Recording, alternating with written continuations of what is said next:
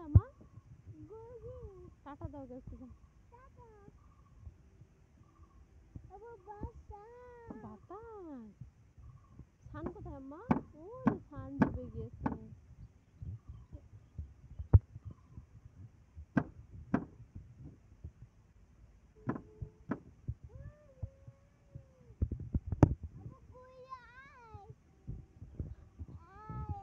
Moon কোথায় মা? Moon